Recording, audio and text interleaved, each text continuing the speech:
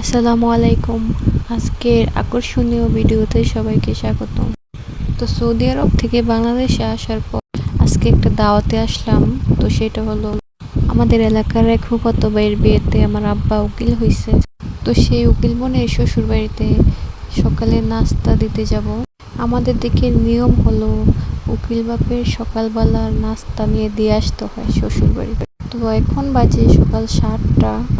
তো আমি আর মা সাথে আমার ভাতিজাকে নিয়ে চলে যাচ্ছি বোনের শ্বশুর বাড়িতে।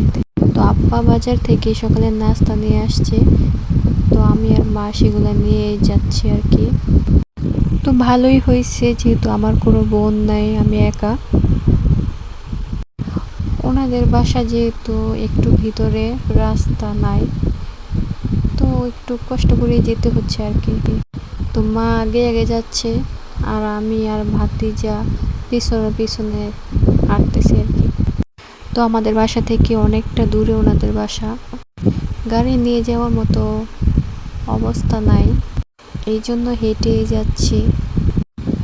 তো এই তো এসেই পড়েছি ওনাদের বাসায়। তো সামনে যেই ঘরটা দেখতে পাচ্ছেন, এটাই হচ্ছে ওনাদের বাসা। তো সামনে কি সুন্দর অনেকগুলো হাঁসও দেখা যাচ্ছে। যেহেতু বাংলাদেশে অনেক গরম, তো গরমের মধ্যে অনেক অবস্থা খারাপ, সেজন্য আমরা একটু বসে রেস্টে আছি। ওনাদের বাসায় অনেক মানুষ থাকার কারণে ভিডিও করতে পারি নাই। তো আব্বাও একটু করে আসছিল, তো ওনাদের নাস্তা দিয়ে আমাদেরকেও খাওয়া হয়েছে।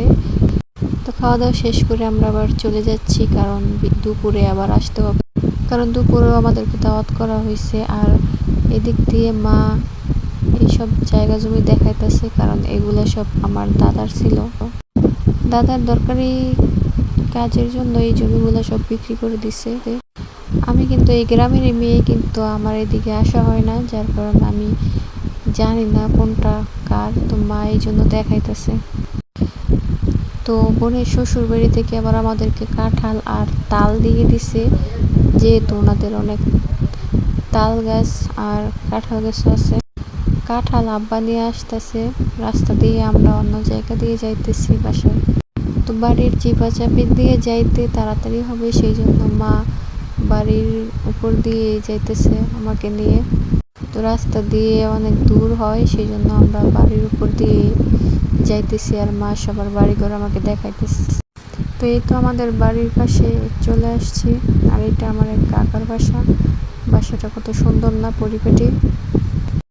তো হাঁটতে হাঁটতে রাস্তায় চলে আসছি, কারণ দুপুরে আবার ওনাদের বাসায় যেতে হবে। ওনাদের বাসার ভিডিও করি নাই, কারণ ওনাদের বাসায় অনেক মেহমান লোকজন। তো এই তো দুপুরে আবার খাবার খেতে বসে পড়লাম। এদিক দিয়ে মুরগির মাংস, গরুর মাংস, ডিম, ডাল, সালাদ, পোলাও, এমনকি সাদা ভাত করা হয়েছে।